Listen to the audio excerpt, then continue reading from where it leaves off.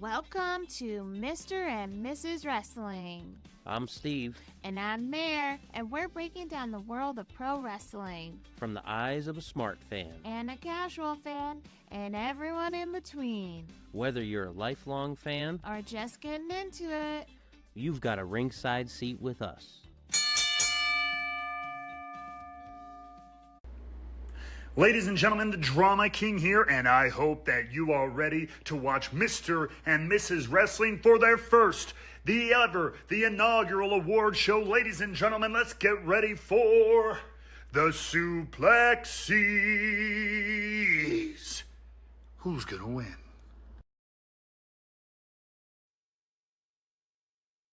All right.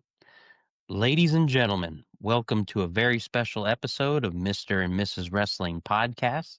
It's that time of the year again, time to look back, argue a little, laugh a bit, and hand out some totally unofficial, possibly biased, and absolutely prestigious suplexies.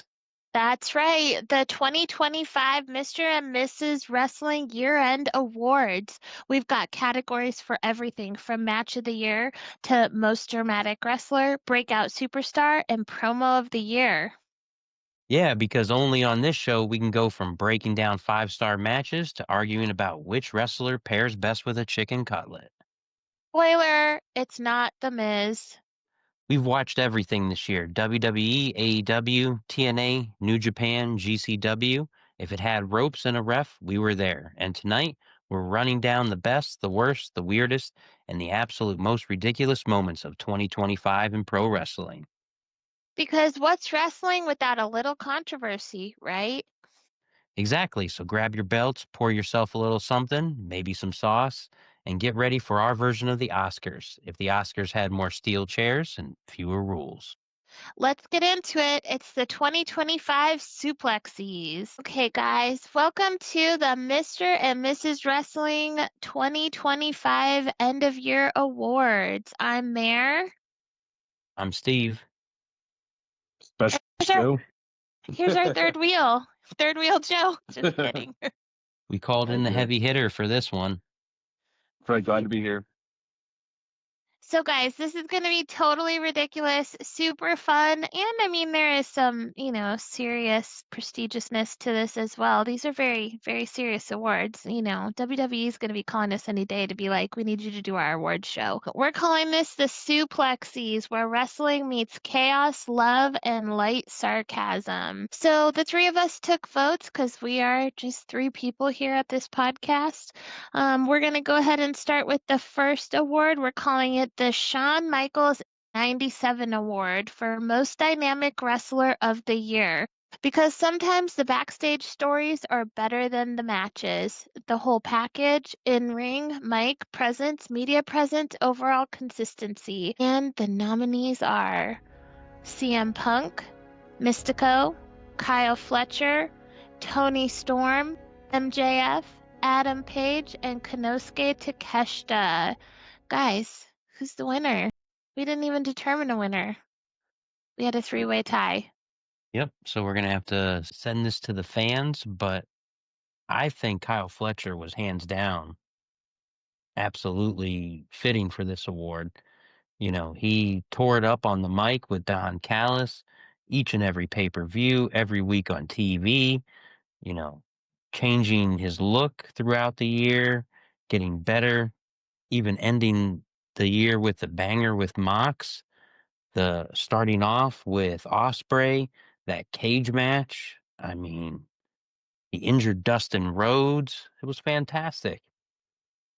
Absolutely miscarriage of justice that Kyle Fletcher didn't get a unanimous vote on this. I think you're crazy. It's an absolute injustice that Tony Storm didn't. She made AEW. I feel like she put AEW on the map. She can do anything. She can cut any promo. She is the only wrestler alive right now that can sexually assault anybody she comes in contact with. I mean, did you see that match with Mariah May with the shoe? I mean, she is iconic and crazy. And from what I hear in character, 24/7 all the time, and nobody looks better in black and white than Toni Storm. So it's a shame that she did not win this category unanimously. So I went with Takeshita. My thought process was he was in multiple promotions, multiple countries, like we talked about on the Wrestle Kingdom review. Just his year in New Japan, short term, what he accomplished and what he was doing in AEW was incredible. So I went with him just on all those, little things, the travel, you know, the matches that he was able to have with his back and forth, because, those flights, especially because AEWs, they're not working like a West Coast schedule. They're all over the country. So that guy was, probably on airplanes for 18, 24 hours at some point, so I went with him just for the total package. Next year we'll have a frequent flyer award, and we'll give it the Kesha. For sure, yeah. For the Shawn Michaels 97 award, should have been Kyle Fletcher, but we'll leave it to the fans. We'll be posting polls on X, Instagram, Facebook. That way you guys can break these ties. Yes. Then we're going to move on to the Suplex and Sauce Award, my famed cooking segment that promptly nosedived after 3 segments because it's a lot of work and we have children. Now the Suplex and Sauce Award is for best combo of great wrestling and great storytelling. That rare magic when in-ring work and emotion meet like a perfect chicken cutlet. The nominees are John Cena in the Farewell Tour, Hangman Adam Page Redemption. This is post burning the house down, I'm assuming. That sort of redemption. Punk versus Rollins, Mark Briscoe's redemption arc, Toni Storm's timeless character run, Ultimo Monet and her 13 plus belts.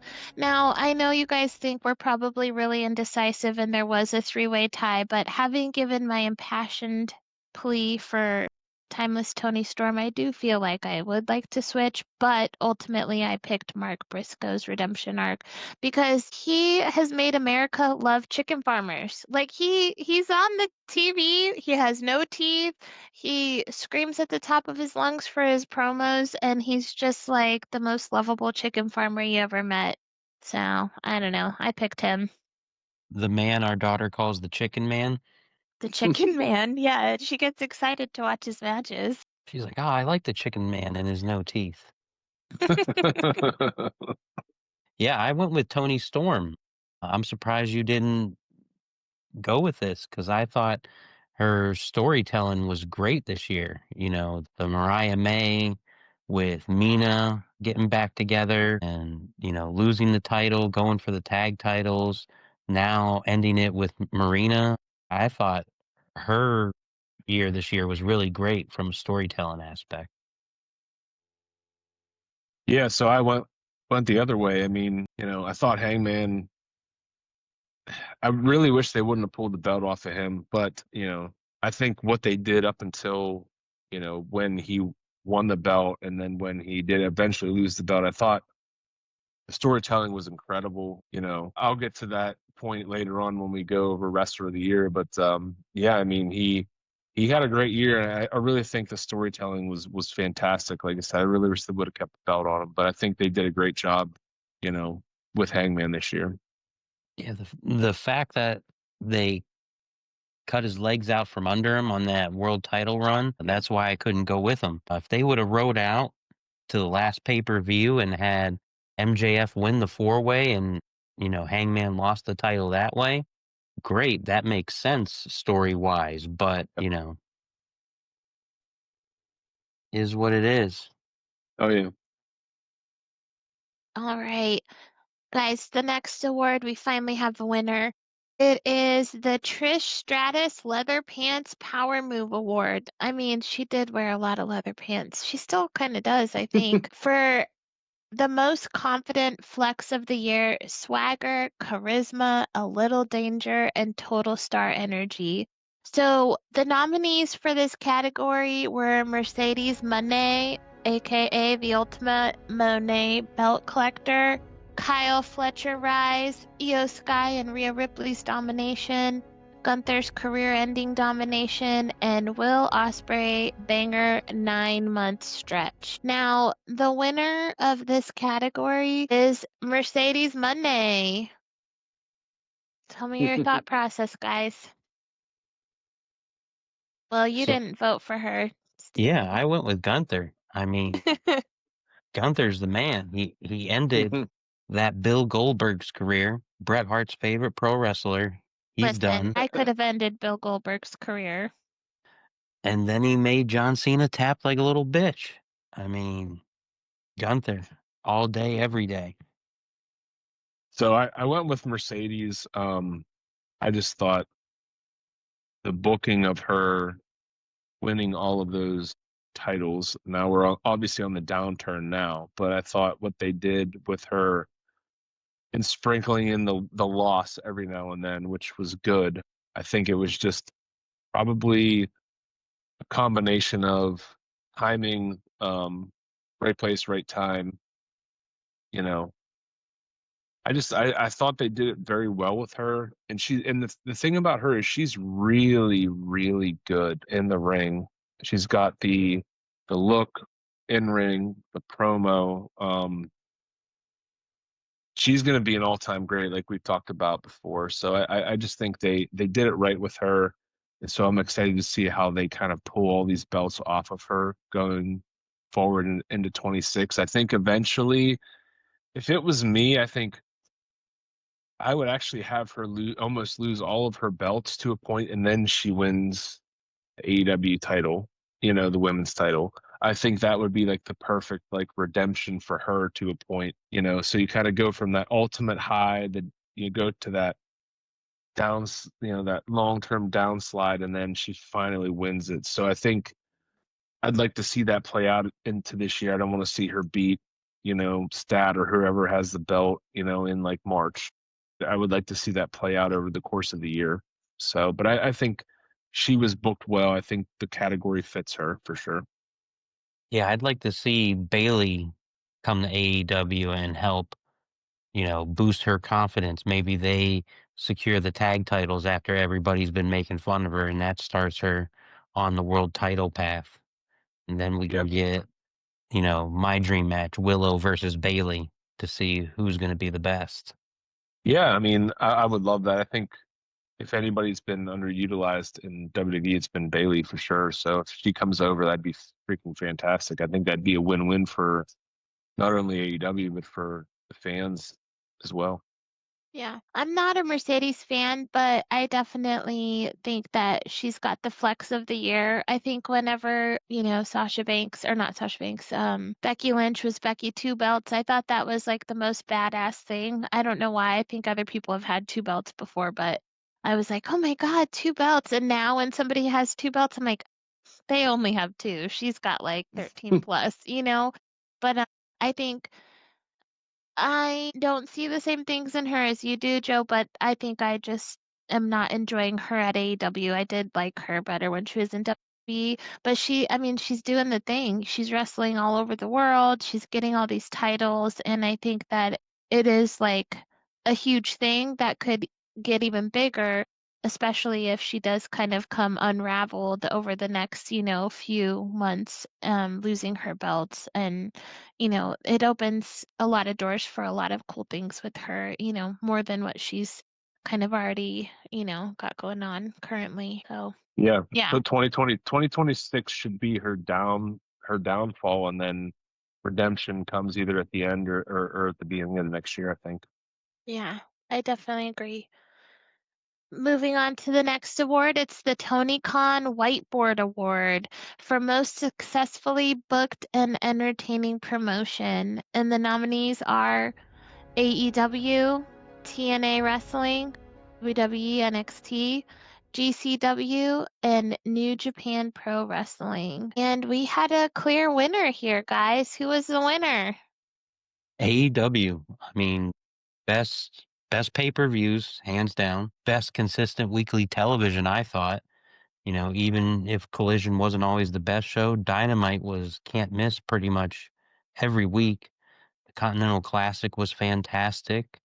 You know, the Owen Hart tournament was great.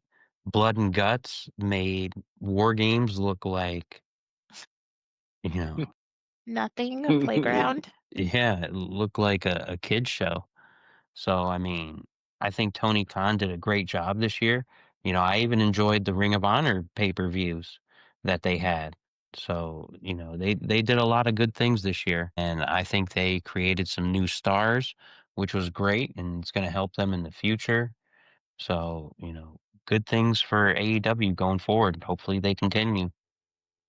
Yeah, I agree. I mean, like Steve and I talked about on the Tanahashi show, I mean, the thing about, AEW is similar to New Japan is where they care about the stories and the professional wrestling aspect of it. It's not just all, quote unquote sports entertainment like WWE focuses on. So I think, people that enjoy that part of pro wrestling, more of the sport essentially, I think AEW does it well. It's like you take the good things of the 70s, 80s and 90s, right?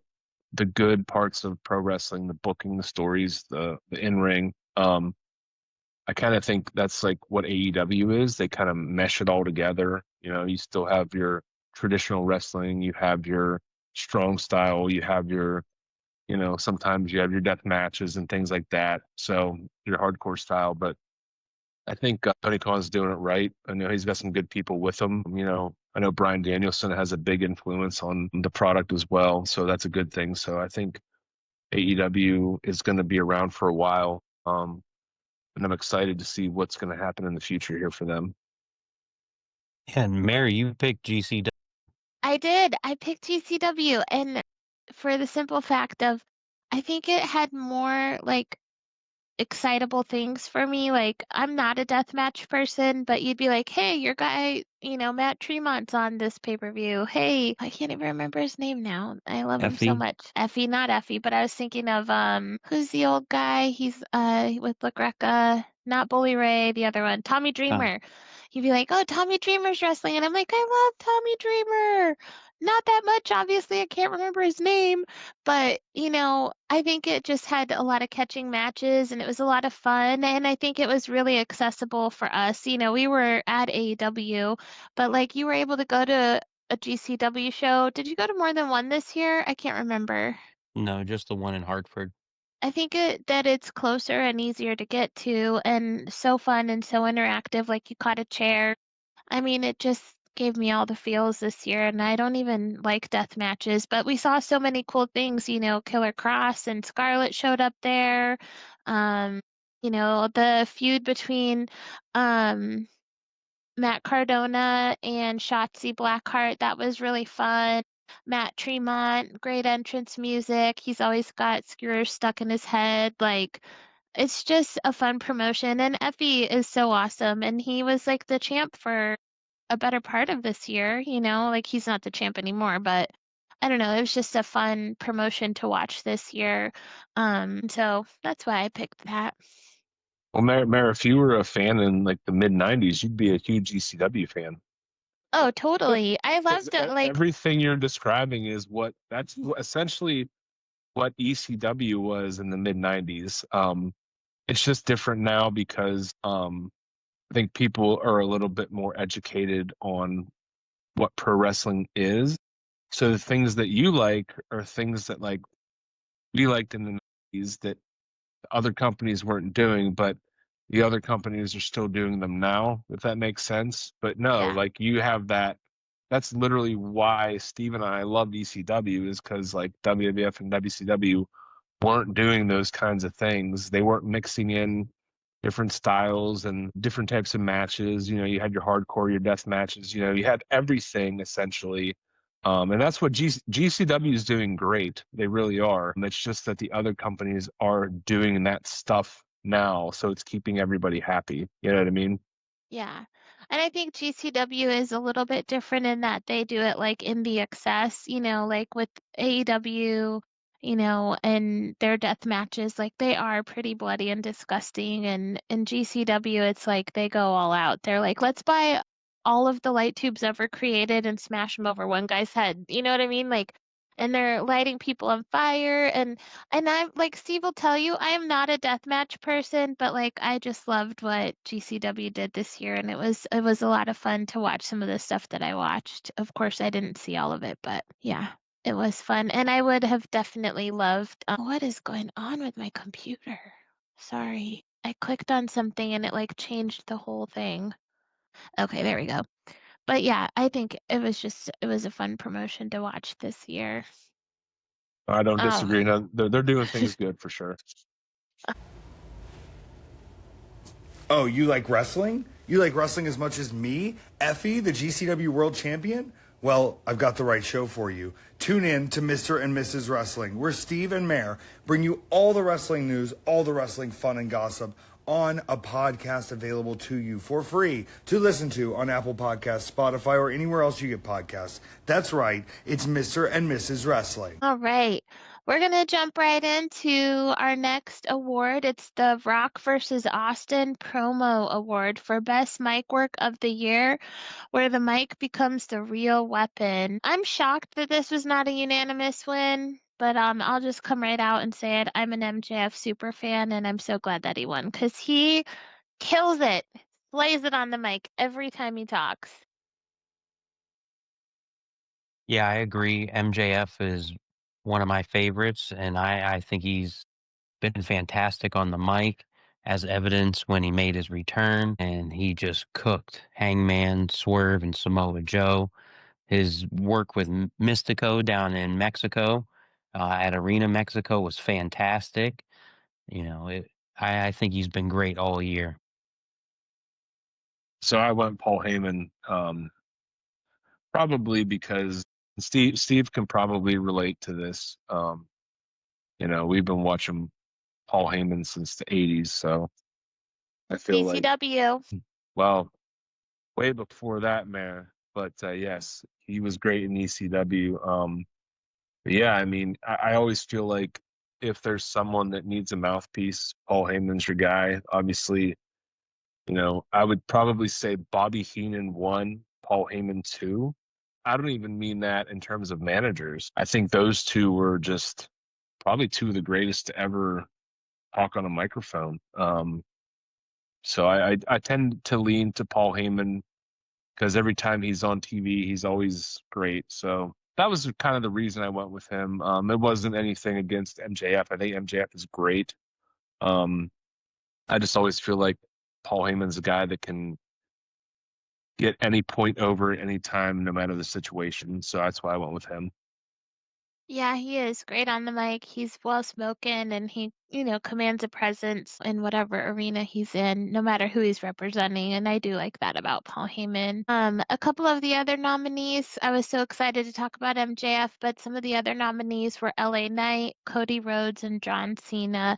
And I have to say, I don't see it with LA Knight. I just think he's goofy, but that's just me. Part I'm of a that's his character. Yeah, go ahead, Steve.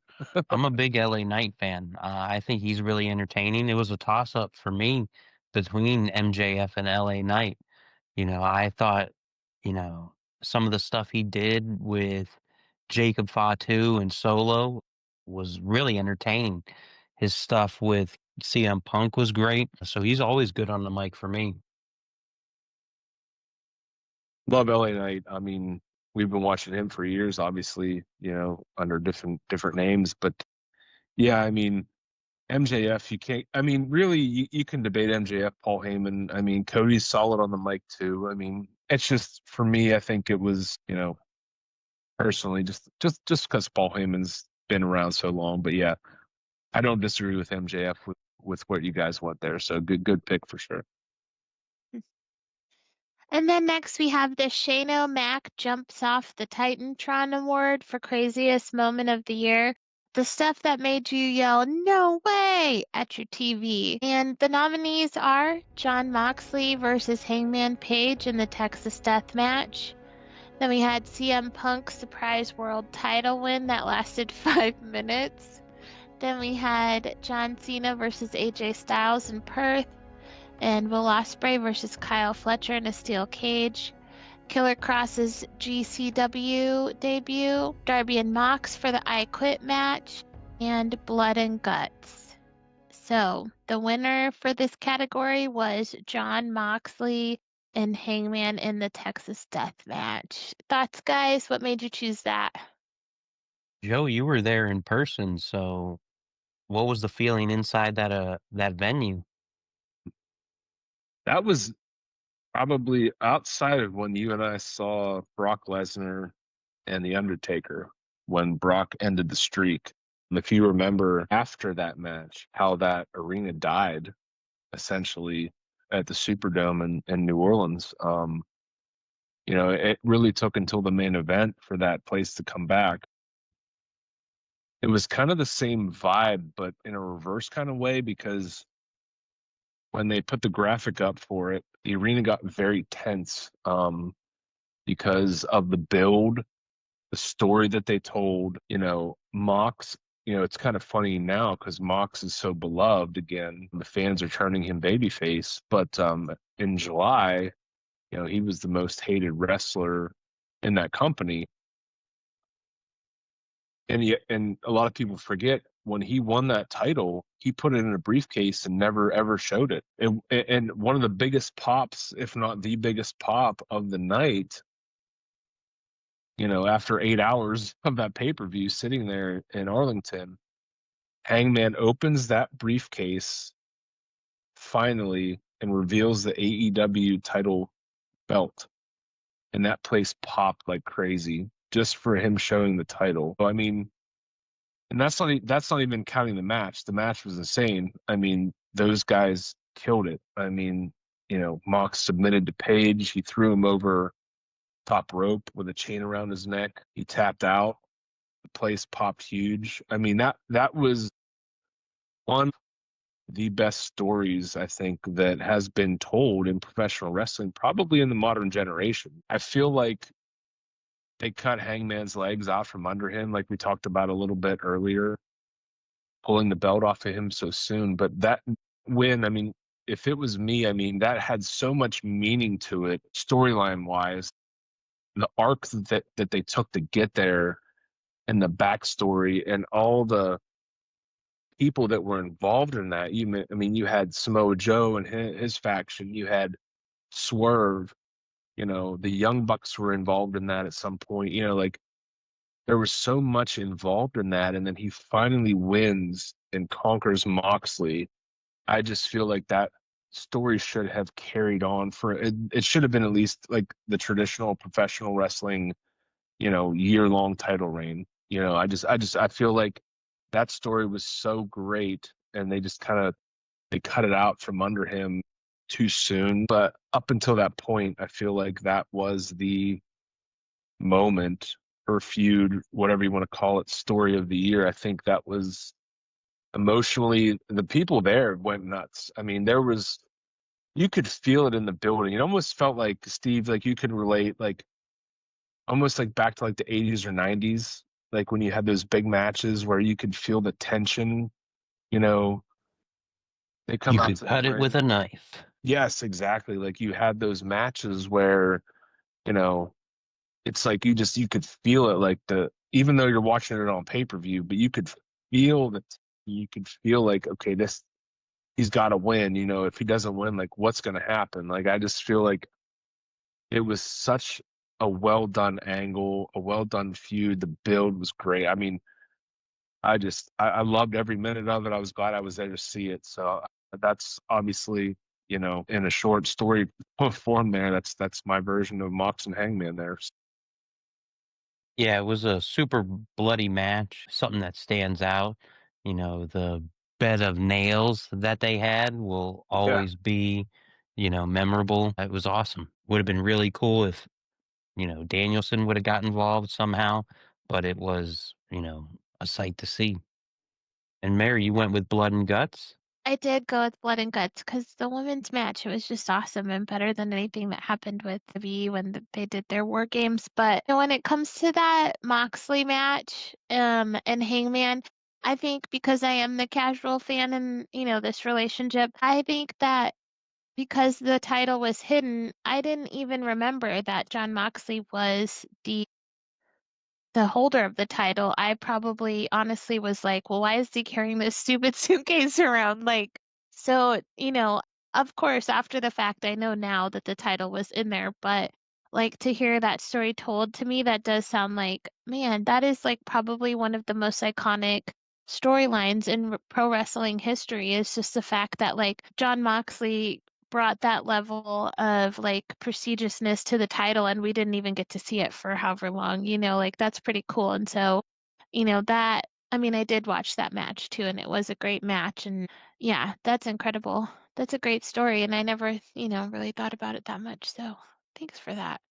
Oh, of course. I mean, but yeah, like Steve said, like I mean, Moxley beat Bryan Danielson for that title, and that's when the belt went into the briefcase. They put the controversial plastic bag over Bryan's head and Yes, I remember essentially, that. ended his career. Yeah. So I mean, Bryan Danielson built that faction essentially up to be so hated, and there was a lot of controversy, over the months to come about the Death Riders, and everyone just hated them, and I think a lot of it was just a little bit of obviously overkill, but I thought the way they booked it was fantastic. I mean, a lot of people said John Moxley should have lost to, whoever he was, challenging that month on the pay-per-view.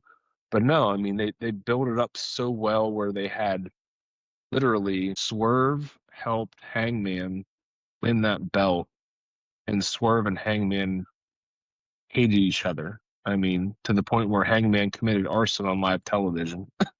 Yeah. So it's like, you know, for Swerve to help him do that, I think, like I said, that was kind of it's one of the greatest stories, honestly, in the modern era that was told. I just, like I said, Steve and I talked about how they cut Hangman's legs out too soon, but another Yeah. story for another day. So we can move on. Then we have the long-term storytelling actually paid off award because sometimes patience is a virtue. And the nominees for this were Hiroshi Tanahashi Retirement Tour, John Cena Retirement Tour, Seth Rollins versus CM Punk, Hangman Page second title run, and NXT TNA Forbidden Door. So this was a three-way. I'll start. I picked the John Cena retirement tour. I know that it was like a huge thing. Everybody hated that he went heel. And of course, I hated it too at first. But then, like, as time went on, for me, I was like, well, it's actually genius because he's booed, right? Because he's the baby face. Then he's getting an even bigger pop because he's a heel. And then, how big was the pop when he finally went back baby face and then the rest of his run. And I thought that that was, a huge payoff for the last bits of his retirement tour. Yeah, I thought they left a lot on the bone for Cena's retirement tour. The fact that they wasted it with bad booking decisions, involvement with The Rock that didn't go anywhere. That was a tough sell. I went with the NXT TNA partnership because, TNA getting, a major deal for their television, that's a huge thing. That solidifies them as, the number three, and depending on who you talk to, the number two, wrestling company in the US. And AMC, 55 million homes nationwide. So, I mean, they're actually making money now that they have a TV deal. And if you would have told somebody that a year or two ago, they would have told they were crazy. Especially, when they changed direction and Tommy Dreamer took over talent relations. You know, Scott Demore was let go. It seemed like just when they were getting some momentum, they changed everything. But, that partnership helped them land a major TV deal. Yeah, so I mean, I went Tanahashi retirement tour. I think he wrestled, almost 200 dates. Not that it mattered in fact of selling out the Tokyo Dome, but I think just his dedication, you know, to his last year and his dedication to New Japan, and like Steve and I talked about, him saving that company from, you know, becoming a big indie like All Japan became. But yeah, I went Tanahashi retirement tour. I just think it culminated well, and they were able to finally sell out the Tokyo Dome after almost 30 years, and I think it was fitting just for his body of work in his last year that he was able to put in there. So Yeah. Then we had the They Deserved Better award for the superstar who got the short end of the booking stick. The nominees were John Cena heel run, the Lucha Brothers, Britt Baker, Chris Jericho, Private Party, Bailey, and Killer Cross. So for this category, we did have a definite winner, which was Britt Baker, Jericho, and Private Party. So for me, this category, that felt like three separate things, but tell me, why did you guys choose those particular nominees? I mean, they're sitting at home doing nothing. They're collecting a paycheck and not wrestling.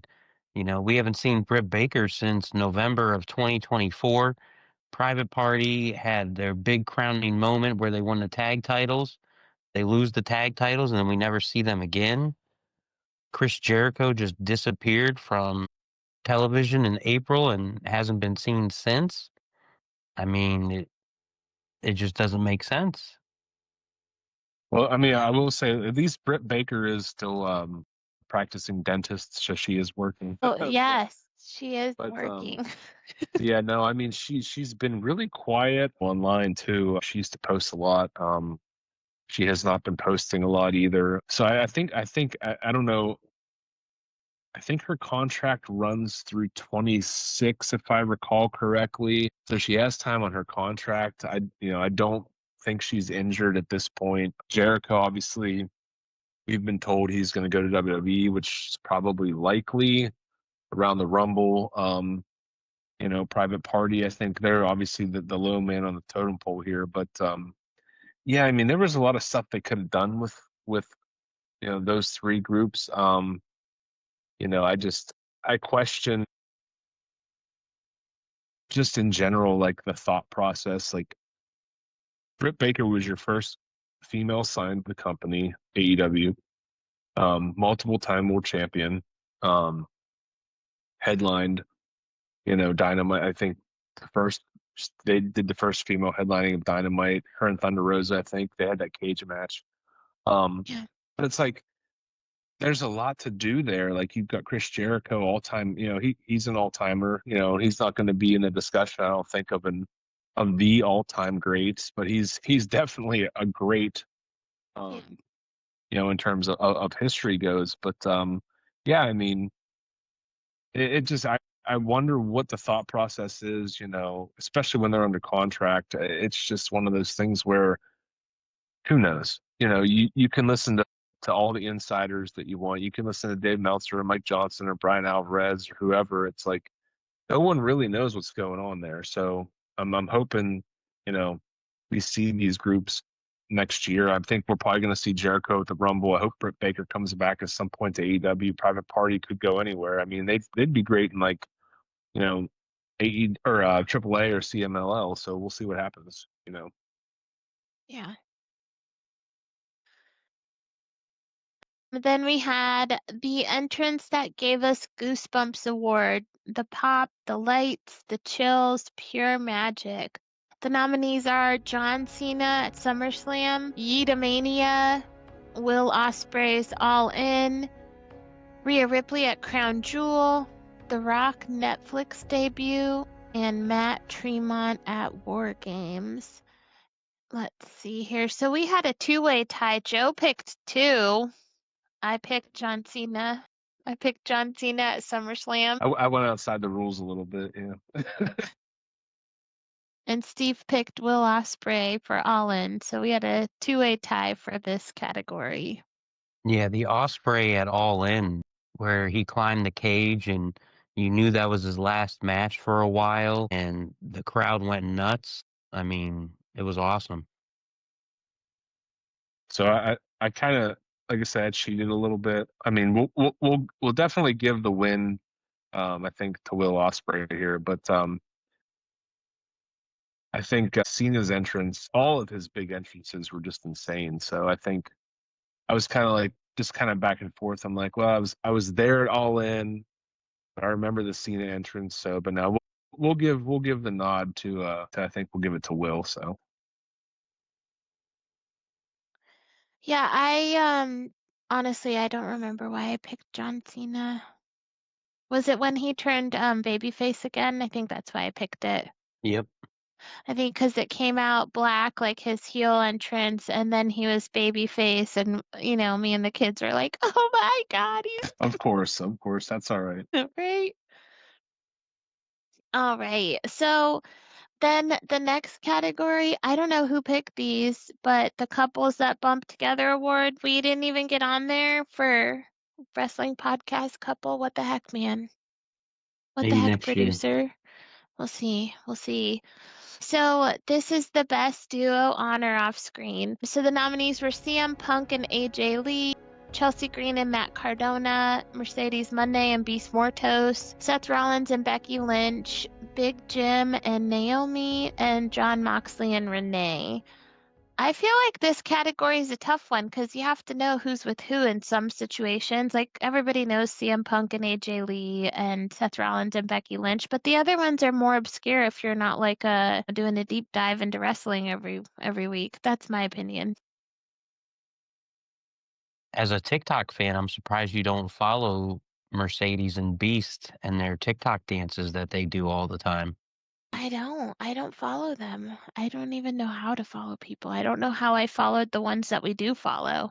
But now I will try. Yeah, I had to give it to the Deathmatch King and Queen. I love their interactions. I hope that they get back together on WWE programming because when they were in the Indies, it was fantastic. And, I love, you know, I'm a big Matt Cardona fan and I follow his, figure buying. And when he has to call his wife and she gets so annoyed and has no idea what the hell he's talking about, That's pretty it funny. it's fantastic. So, yeah, I think they're the best couple out there for sure. The only reason I went CM Punk and AJ Lee was because AJ came back. I mean, I thought that was really big for WWE. People were really into it. They wanted to see her back because she'd been gone for so long. I think any of the three that we picked are probably the three best, and it's obviously debatable. So, yeah, I mean, all three picks, good picks. I'm all in for all three.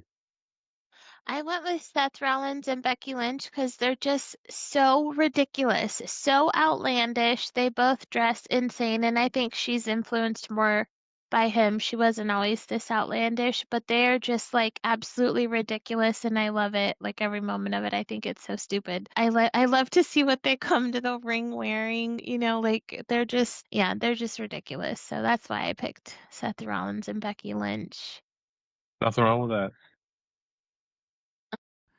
All right, all right, all right. If you're a smart fan or a casual fan, you're all fans, and I have the podcast for you, Steve and Mare, Mr. and Mrs. Wrestling. That's right. If you're not listening to Busted Open and Dave LaGreca, I recommend you listen to Mr. and Mrs. Wrestling. That's right. Steve and Mare, casual and smart. And you know what? You could be both at the same time. And who better to do it than Steve and Mare? Steve, Mare, take it away.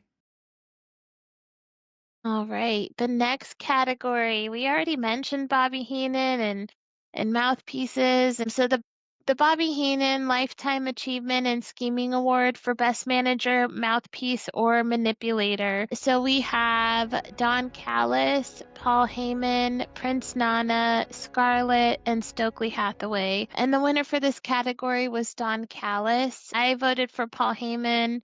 I think that he is the ultimate schemer. I chose him because of just all the backstabbing and traitoring he did this past year.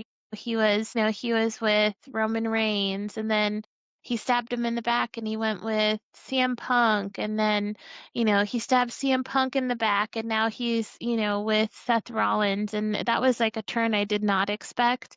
And he's just like, you know, he's an opportunist. He goes to the next best thing, who's next. And I think he just had a great storyline himself this year. And, he is, one of the best managers and, promo cutters, I think, in my opinion, in my Mount Rushmore of those things, he would be on there because he's just, so commanding. So that was my choice. But you guys picked Don Callis, so let's hear it.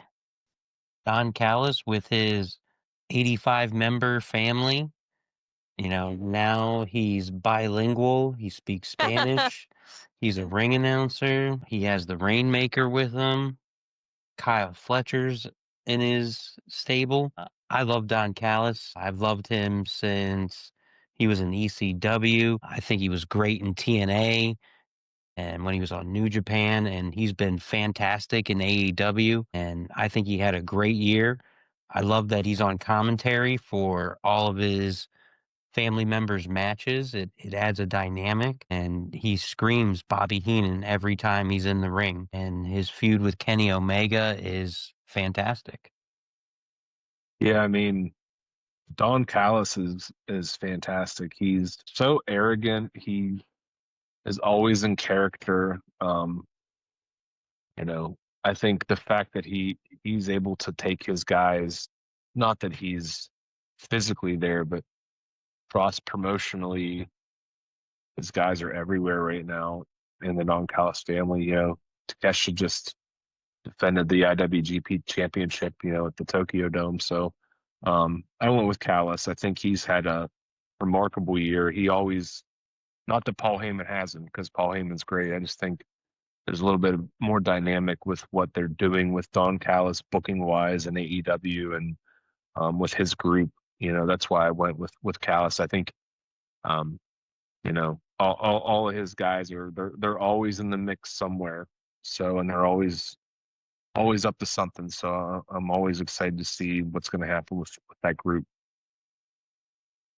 We went to WrestleMania when it was at MetLife Stadium. I don't know which WrestleMania was it, 35? Yep, 35. 35. And we did all the fun stuff too. And I forget where we were at. It was at one of the events, like Pancakes and Pile Drivers, and Don Callis walked by, but I didn't really know his name yet. I was like, it's not Kevin Kelly, but he's the other guy at New Japan. And Steven was like, Don Callis. I'm like, yeah, he just walked by. It was a pretty fun moment. And he's really tall, and yeah, it was fun.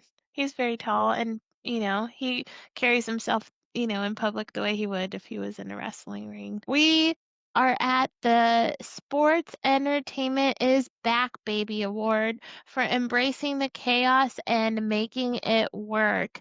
And there were 5 nominees. We have Chelsea Green, Matt Cardona, Cody Rhodes, Jon Moxley, and John Cena. And our winner for this category was Chelsea Green. Joe, you start. You picked John Cena. I did pick John Cena. I think it was just because it was his last run.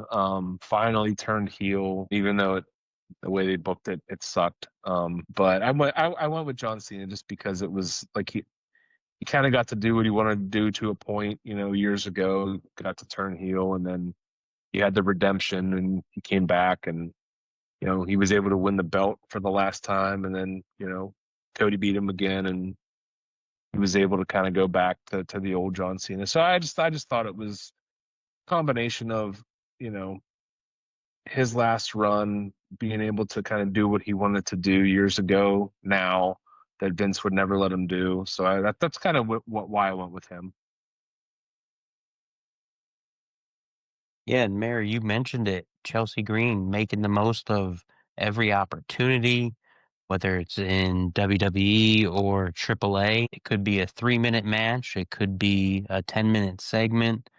She's willing to get dirty. She's fantastic. She is what sports entertainment is. And I think her time is coming. And I think she's going to be getting a big push in 2026.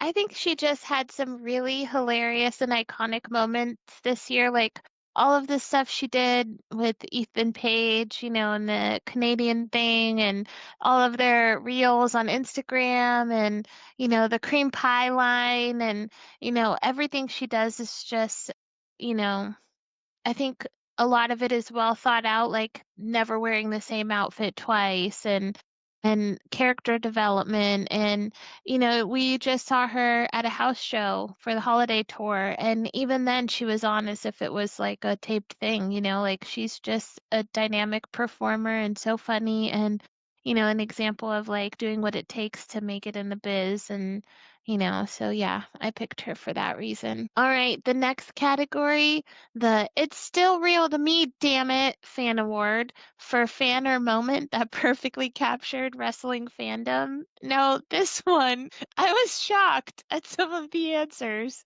Not my own, of course, because I thought it was perfect. But the nominees are the International Crowds, John Cena Retirement, Adam Cole Goodbye, Naomi Pregnancy Announcement, and We Want Cross Shouts.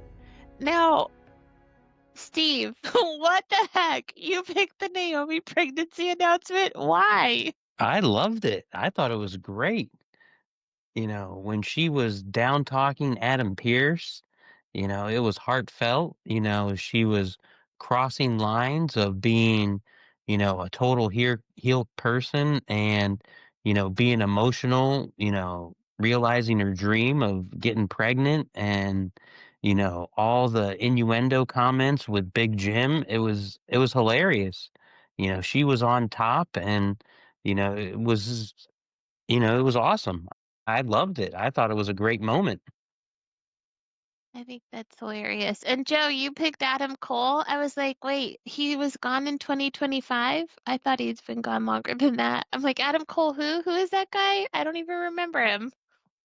Well, no, he was the TNT champion in AEW, and then he got a concussion again, and he was supposed to defend his title at All In, which I attended in Texas, and he was declared not medically cleared, and he came out and vacated the title and gave us a speech that was very emotional.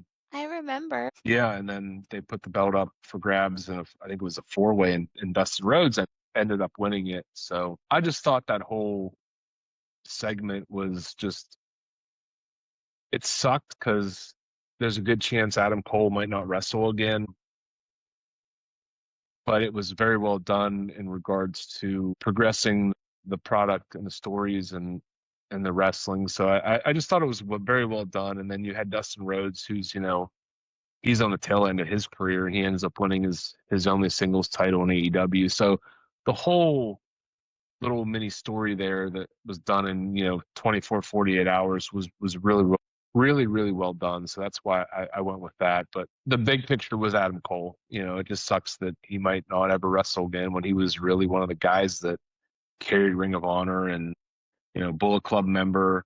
um NXT too. NXT, yeah, big run in NXT. And then when you look back at history, as of right now, him and MJF headlined the largest paying crowd in professional wrestling history, pay-per-view. So, I mean, you cannot write Adam Cole off. So that was why I kind of, Didn't he get killed in being the elite by drinking Monster or something? Like how did they off him? I don't remember.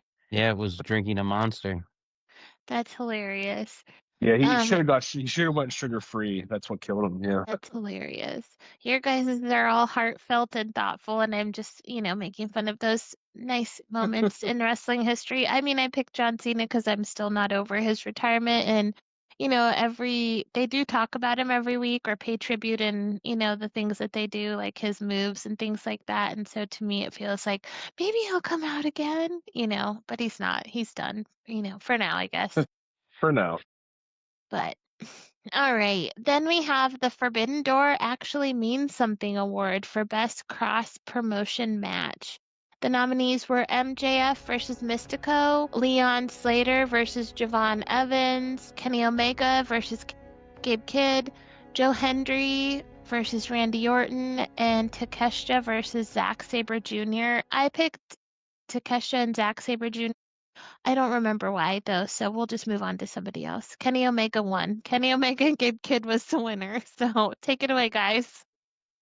Yeah, that was a fantastic match at Wrestle Kingdom 19. It was Kenny Omega's return from his battle with diverticulitis.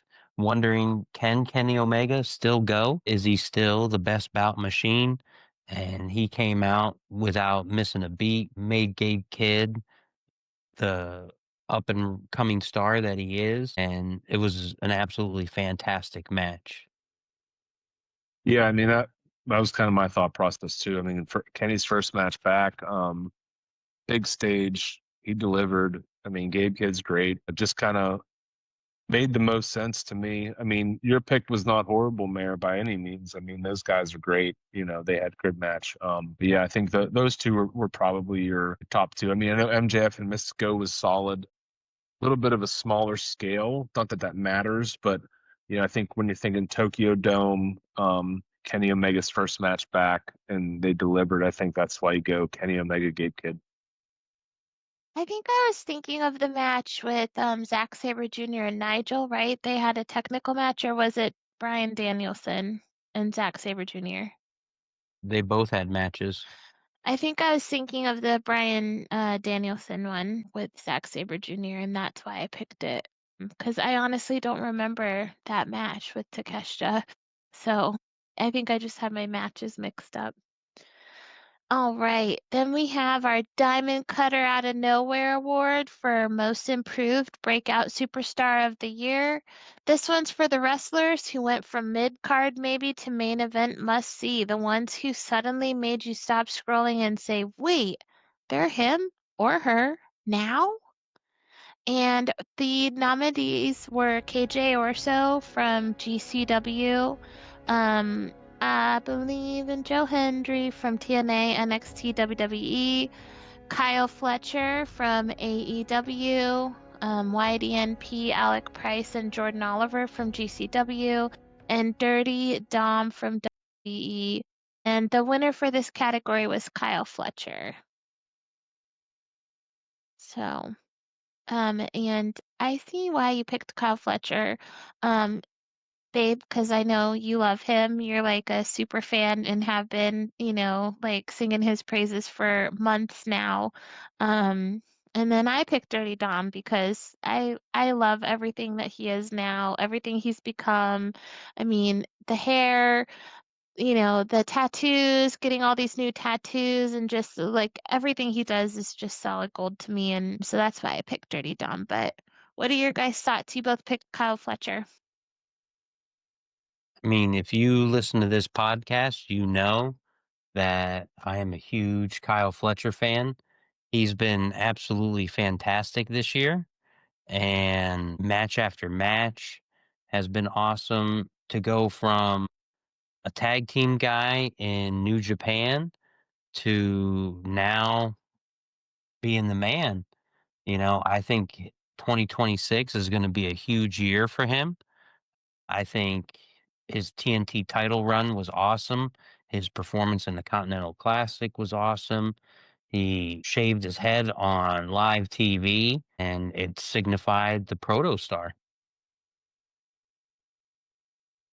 Yeah, no doubt. I mean, he had the biggest, I think, impact in terms of breakout star. He was fantastic. I mean, look at the matches he had this year, the turnaround. Like he went from a legitimate mid card guy. Like you could look at him like, all right, he's a solid mid card guy, and now he can headline pay per views. I mean, he was the biggest breakout star of the year, no question, hands down in the business. I mean, I really can't think of anybody else that did what he did in 12, 18 months. So I think that's a deserving title for him. So we're going to see big things from him this year. I think he's going to win the world title this year at some point. I don't know when. Steve and I have talked about it, debated it a little bit, but it's going to happen. I think this year at some point. Big Platinum. Yep, it's coming. Then we had the 5-star Meltzer Meltdown Award, aka the Match of the Year, for that one match that reminded you why you love pro wrestling: storytelling, emotion, athleticism, crowd energy, the full buffet.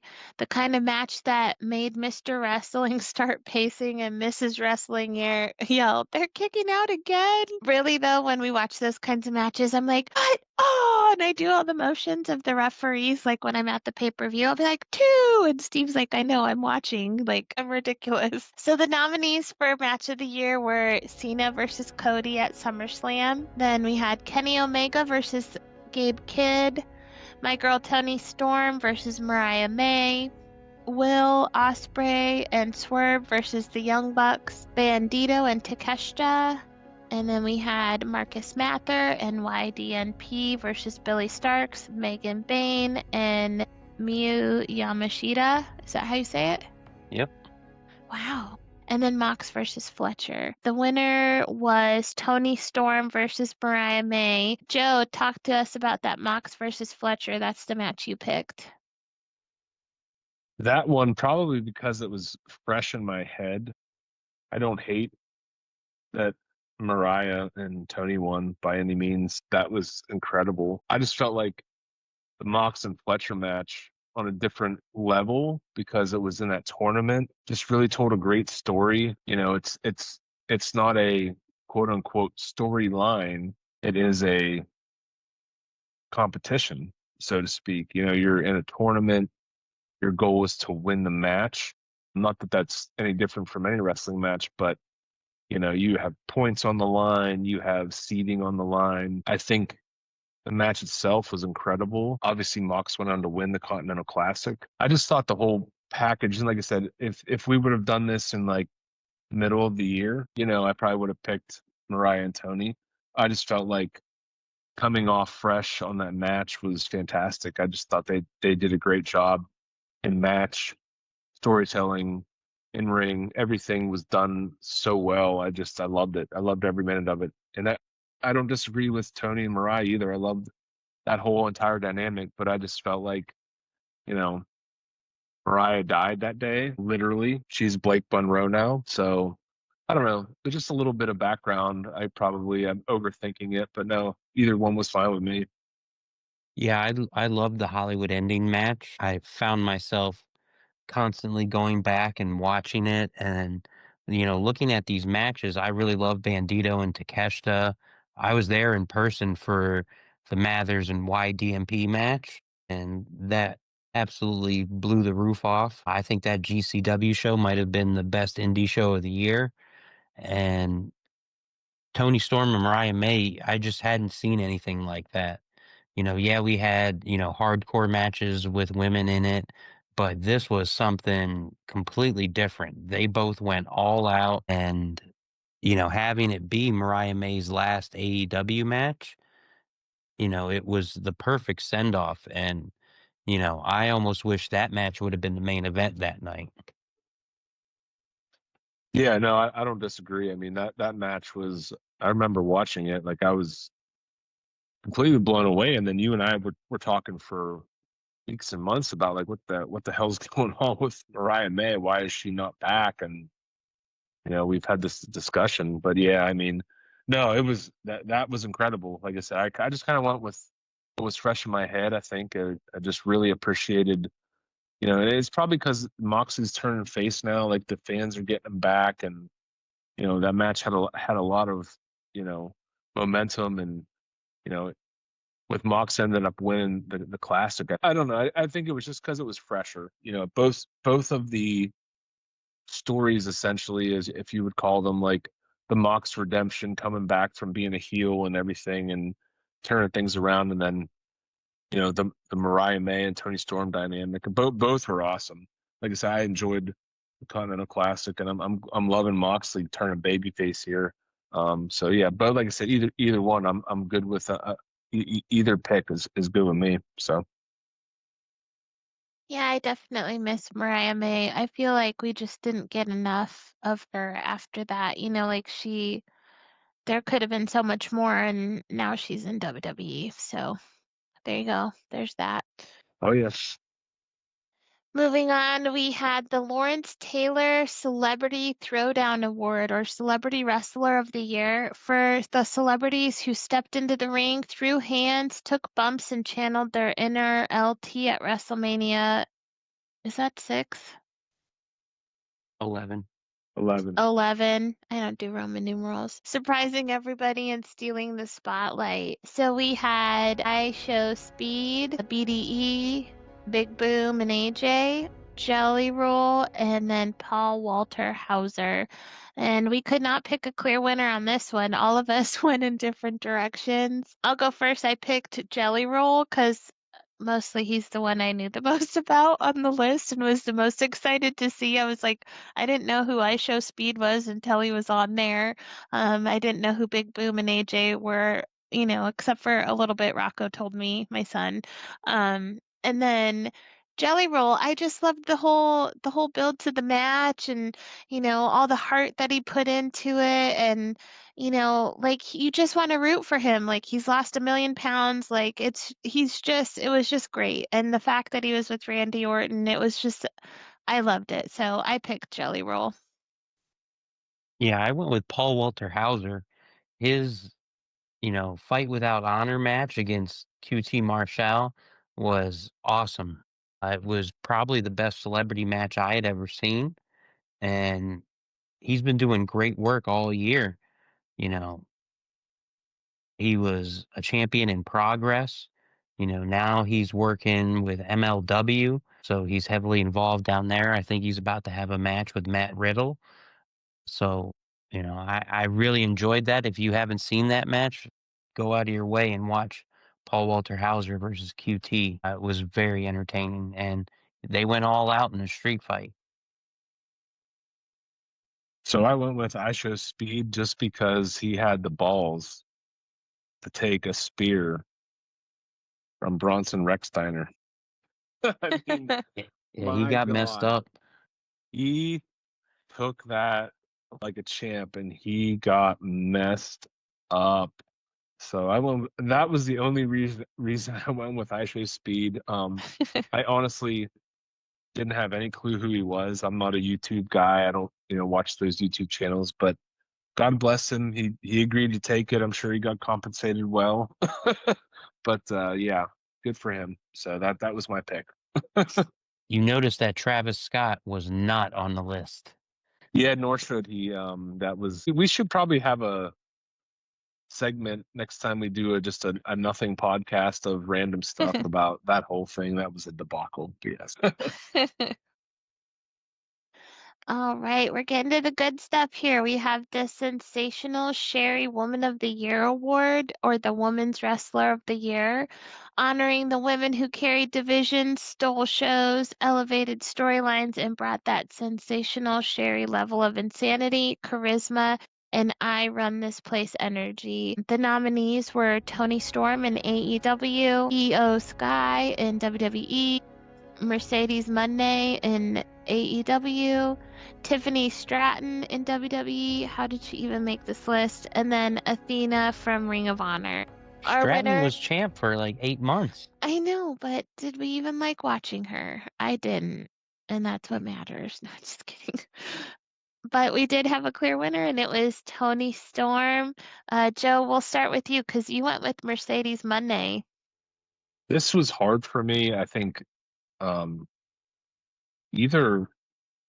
I mean, I honestly, I love Io Sky. She's probably, in terms of in ring, one of the best women in the world. But the way she's been booked, I probably would have put her last. So this was a hard list for me. I went with Mercedes over Tony because just like we talked about a little bit earlier, the belts, the belt collector. She's had good matches with everybody. She's been going around the world working, smaller promotions, indies. Um, I just kind of went with her. I think Tony, obviously, fantastic pick. I just thought the way they kind of booked her toward the end of the year is why I leaned toward Mercedes. And they didn't book her overly well, but you could have won Athena. I mean, she's been Ring of Honor champion for like a million days. Steve said Tiffany had a phenomenal year. She was WWE champ for like 8 months. But for me, it was Mercedes and Tony. I would just want Mercedes just on the booking and the belt collecting. So either one is a good pick in my opinion. I'm kind of surprised Rhea Ripley didn't make it on the list. I mean, she was a great performer this year. I don't remember how long she held the title, but just the whole thing with, Dirty Dom, she went away, she comes back, he cheated on her with Liv, and, she's just fantastic. But Toni Storm would have won in my book anyways, because, I mean, we've already said all the things I think about her. She was incredible. She had the title, whether she had it or not, this year, she was like the top performer in AEW. She really, you know, she took up so much space in terms of her character, no matter, whether or not she was the champion. And she just brought, 100% performance 100% of the time. She was never off. And I really like that about her. Yeah, she brought it in every segment, whether it was promos in balconies or street fights, tag team matches. You know, her vignettes were great. Her interactions with someone like Orange Cassidy, entertaining. Interactions with Tony Schiavone, entertaining. But yeah, it was absolutely a huge Tony Storm. But hey, we have breaking news here What's the on news? SmackDown. Drew McIntyre just defeated Cody Rhodes to become the new undisputed What? WWE champion, all thanks to a returning Jacob Fatu. Wow, that's exciting. So That's interesting. So Cody's gonna win his third Rumble yeah, or Chamber. or Chamber. Yeah. Wow. Okay. Wow, so who was the other star that won 3 Rumbles? Was that Stone Cold or somebody else? Steve Austin. Stone Yeah, Cold. maybe I am a heavy hitter. Possibly. You never know. I mean, Royal Rumble is my favorite pay-per-view of all time. Like I look forward to that more than WrestleMania, so. Ladies and gentlemen, this is Lexus King, and I'm here to tell you about the Mr. and Mrs. Wrestling podcast. You're going to want to stay tuned for this because they're going to talk about everything you want to hear in the world of wrestling, and that includes me, Lexus King. So check them out on Apple TV, YouTube, wherever you get your podcasting needs. But don't forget, long live Lexus King. All right. Our last category of the night, the Ric Flair Wrestler of the Year Award, aka the Men's Wrestler of the Year, for the male superstar who delivered the full Ric Flair package, elite in-ring work, top-tier storytelling, charisma you can feel through the screen, and a year full of moments. This is the big one, the main event, the big gold belt of the Suplexies. And the nominees for this category are Adam Page, Cody Rhodes, Bandito, Will Ospreay, Kyle Fletcher, and Effie. And we did have a winner. It was Cody Rhodes. Babe, start us off. You picked Kyle Fletcher. I mean, it's not like you like him or anything. Doesn't seem like you do. Right, absolutely. I thought he was absolutely fantastic. Match after match was always the best match on the card. His character evolving, his look evolving, promos getting better each and every time. It doesn't matter if it was on Collision, Dynamite, or a pay-per-view. He was stealing the show, and I thought he was fantastic. And it's kind of shocking to me that you two finally agree on a category and it's the big one. So, yeah. So we would have had a three-way tie here actually. They didn't pull the belt off of Hangman so early. I would have picked Hangman. I really thought he was going to get that year-long run, or 9-10 month long run with the belt. So I went Cody because he's been consistently the guy for the last few years for WWE. He's been the champ, obviously, until like you just said tonight. So I went with Cody. I really think his separation from AEW, as much as I didn't like it at the time, I think it's been beneficial to him. It's been beneficial to WWE because you take someone with the lineage of Rhodes family who has the history with the company for, the last 50 plus years between, Dusty and Dustin and him in different eras. Yeah, Cody's been the guy. I think he's definitely earned his spot. And I'm glad the fans took to him the way that they did. And honestly, had he not left, gone to Ring of Honor, New Japan, joins the Bullet Club, they create AEW, and then he leaves.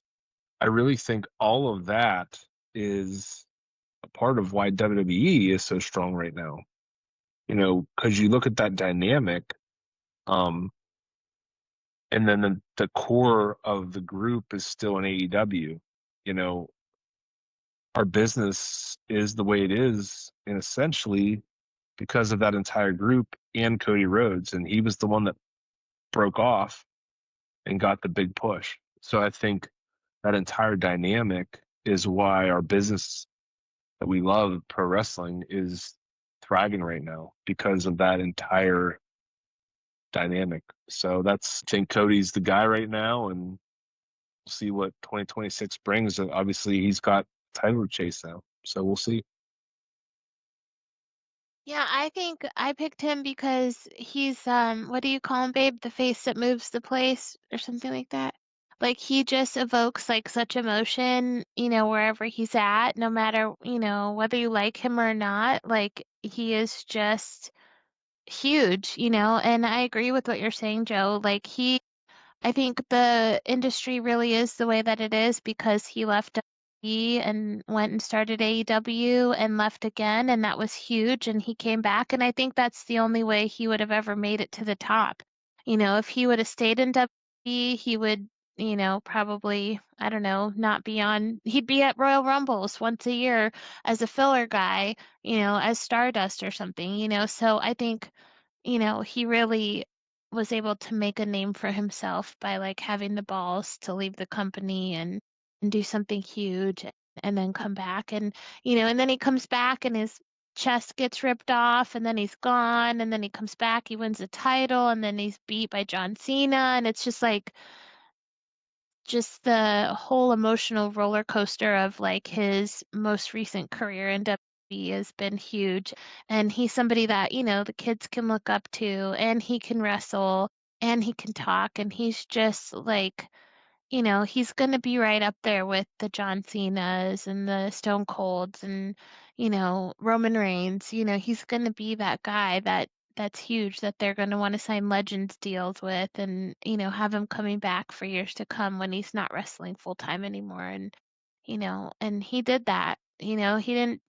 Dusty Rhodes didn't do that. He did that. He made that name for himself. And I think that that's really incredible to see, that he didn't have to piggyback off his dad. He did everything himself. Yeah, I mean, he was. If you look at a person that left and came back with his background in terms of professional wrestling family, I mean, he should have been almost like the Roman Reigns, essentially, right? Like he should have been the anointed one. Hey, we're you know state champion wrestling in Georgia in high school. You know, should have went to developmental. And then had the rocket strapped to him like Roman Reigns did, right? But that didn't happen.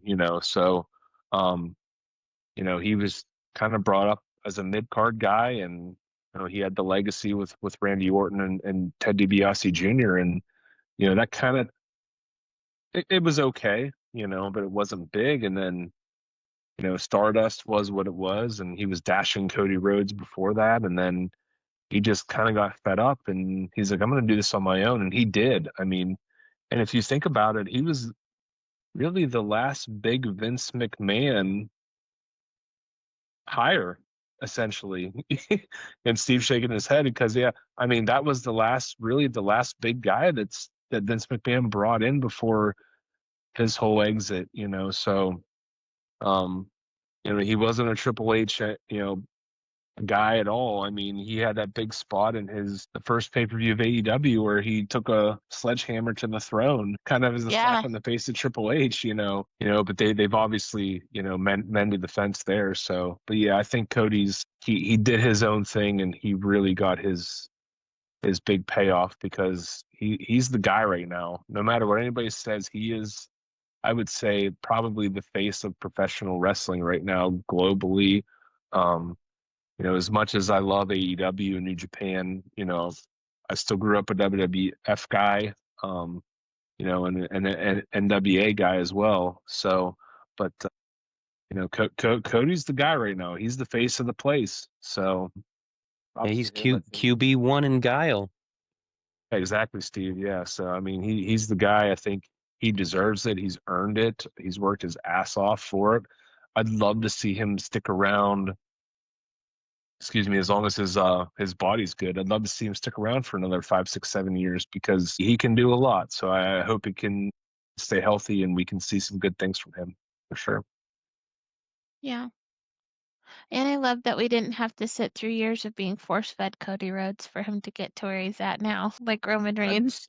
That's a great point, Mayor. That's a great point. Yeah, I mean he was organically chosen by the fans for sure, as opposed to force fed, no doubt. Well, guys, that's it. That's the first ever Suplexies. Make sure you follow us on Facebook, Instagram. Make sure you check out YouTube for this video podcast, our first video podcast. Many more to come. We're going to have polls up. Don't forget Pro Wrestling Tees. We're there. Mayor, what else we got? Just follow us wherever you get your podcasts, Spotify, iHeartRadio, Apple Podcasts. We're on TikTok, X. We're everywhere. So follow us, like, subscribe, check us out. Joe, thanks for joining again. We'll have you back on probably closer to Royal Rumble, and we'll get ready for that big WrestleMania run this year. Yeah, I'm excited. Thank you guys for having me on. It's always a pleasure to talk some pro wrestling. We'll see you next week, everybody. Bye. Steve, Mayor, Brian Alvarez here. Yes, Wrestling Observer Live and Wrestling Observer Radio and the Brian and Vinny Show and After Dark and all those. Wish you guys all the best. I remember my first podcast in like 2005. There wasn't even the word podcast when I started.